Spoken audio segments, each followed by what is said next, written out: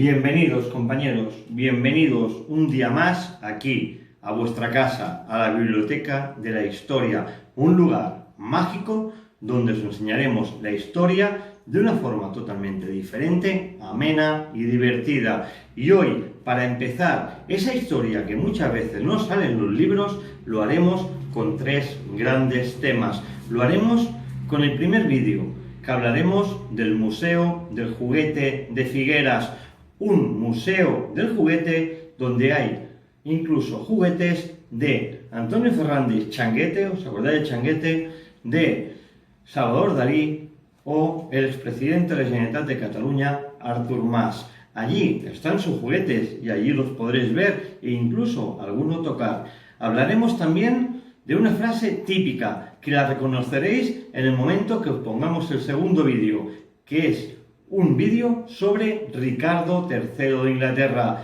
Y luego, para acabar este mágico programa de aquí, de la Biblioteca de la Historia, lo haremos con una persona muy especial. Lo haremos con una barcelonina en el cual fue masacrada e intentó ser quemada por la Inquisición española. Una barcelonina que se llamaba Beatriz Llopis. Hablaremos de esta persona, hablaremos de Ricardo III y hablaremos del Museo de Figueras, en el cual ahora os dejamos con su vídeo. Adelante vídeo.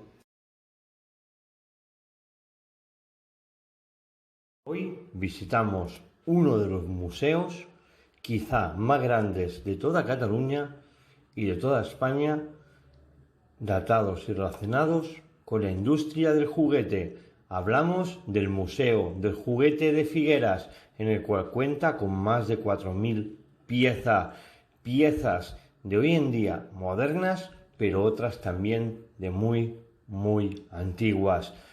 Cuenta con un apartado también muy curioso, en el cual hay fotos de muchos personajes famosos como el mítico Changuete e incluso el entrenador o que fuera entrenador del Fútbol Club Barcelona, Pep Guardiola. La colección de este museo está en 5 secciones, donde podemos encontrar desde una sala de audiovisuales y juguetes y juegos para poder tocarlos y probarlos, como un recuerdo fraternal a las fábricas y fabricantes de juguetes, como colecciones paralelas, juegos que se han realizado aquí en Cataluña y también juegos de toda la antigüedad de la humanidad. Un gran museo en Figueras que tenéis que ir a visitar. Este museo de Figueras del Juguete se inauguró ni nada más ni nada menos que en el año 1982 como Museo del Juguete de Cataluña, gracias a una donación particular de la colección de Josep María Rosa, y está ahora ubicado en el antiguo Hotel París, que era la casa solariega del barón de Terrades. De estos juguetes son de gente tan famosa como Ana María, Salvador Dalí, Federico García Lorca y Joan Miró. Hay fotos muy amenas y divertidas de cuando ellos eran pequeños y jugaban con sus juguetes, que ahora podemos disfrutar todos dentro de este Museo de Figueras. Un museo de Figueras lleno de rincones inolvidables y de personajes entrañables de nuestra historia que nos demuestran su parte más banal y más niña de su infancia, cuando eran críos y jugaban con esos juguetes que ahora todos podemos disfrutar en esas estanterías de ese preciado Museo del Juguete en Figueras. Pues bien amigos, ya lo habéis visto, el Museo de Figueras, un museo espectacular, un museo en el mejor sitio de Figueras, donde había antes un hotel y donde podéis hacer o imaginar vuestros sueños cuando erais pequeños, un museo que nos ha llevado a la niñez y aquellos años donde fuimos felices sin preocupaciones de trabajo, de sueldos y ni de hipotecas. Un museo en el cual nos ha hecho regresar en el tiempo a nuestra juventud y a la felicidad que todos conocimos de pequeños, un museo que no nos dejará inquieto cuando lo visitemos de forma personal y podamos entrar por aquellas puertas. Y ahora seguimos nuestro programa, como hemos dicho, con una frase, con un personaje, una persona histórica en el cual ha llevado durante muchos años una frase que hemos oído hablar de padres a hijos. Seguramente cuando escuchéis el vídeo lo recordaréis. Hablamos de Ricardo III, rey de Inglaterra, y quien por un caballo quería regalar su reino. Os dejo con Ricardo III.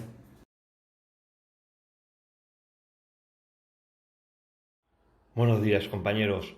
Hoy, aquí en la Biblioteca de la Historia, hablaremos de una de las frases más significativas y más repetidas seguramente por toda la historia de la humanidad.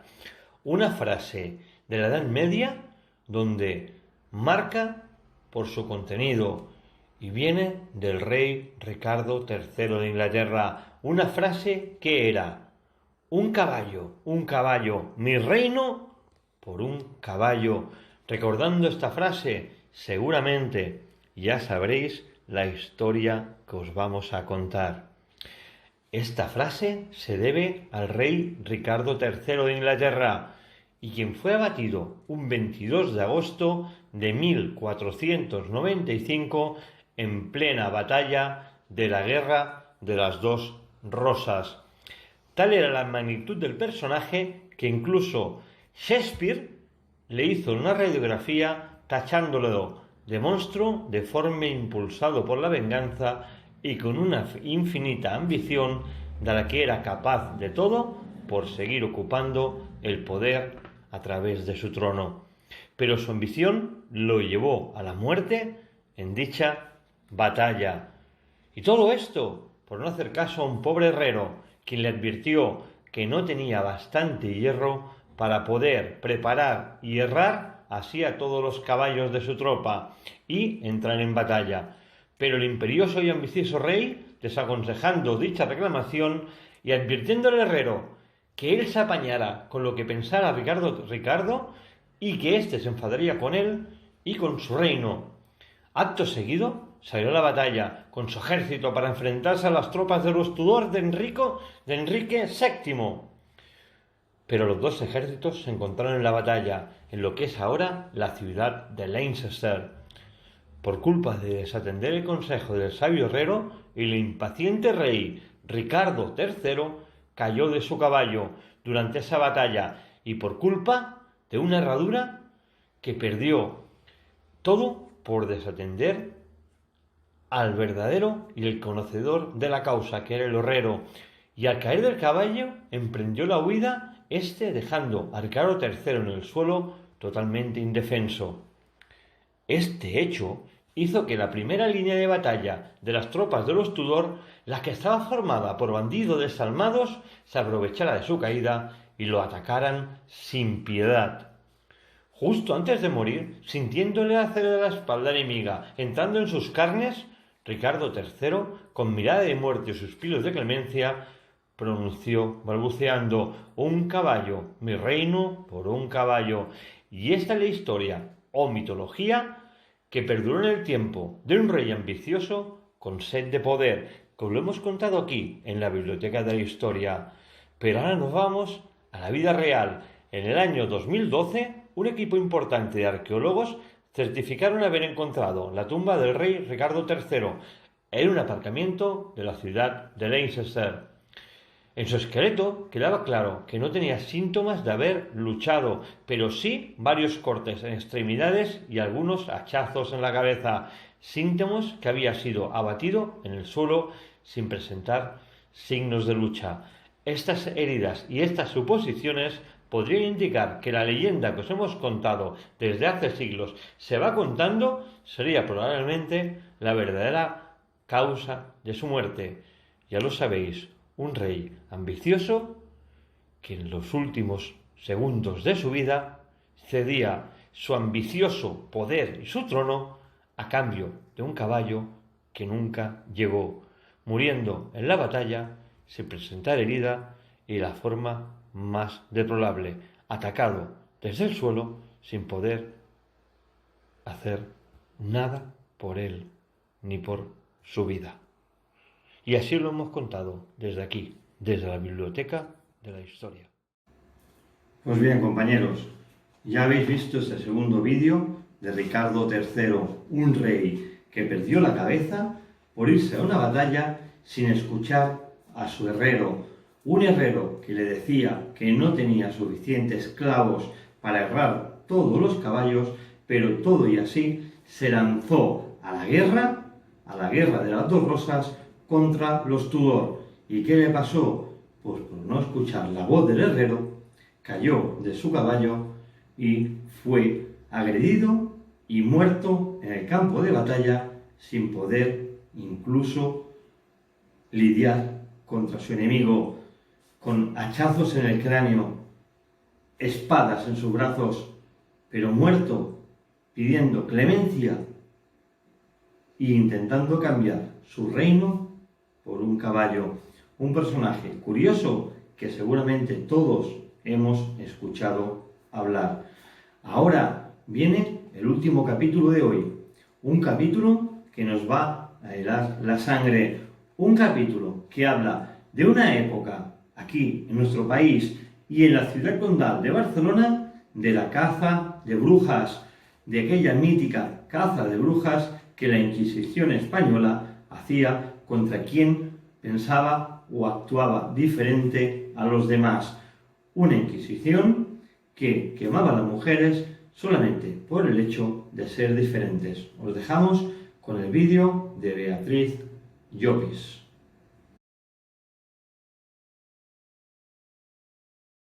Hoy, en la Biblioteca de la Historia, hablaremos de un archivo muy importante. Hablaremos del archivo histórico de la ciudad condal, de la ciudad de Barcelona, y que habla sobre un hecho denigrante, habla sobre la Inquisición en la ciudad condal.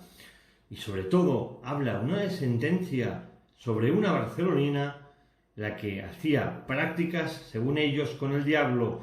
Hablamos de Beatriz Llopis. Este archivo histórico se puede leer la siguiente estrofa referente a Beatriz. Beatriz Llopis, habitante de Barcelona, llevaba el espíritu diabólico sin temor de Dios ni del castigo temporal y había hecho invocaciones a los demonios, teniéndolos como familiares y haciéndoles fumigaciones, adoraciones y otros actos de latría, reservados únicamente por la voz de Dios.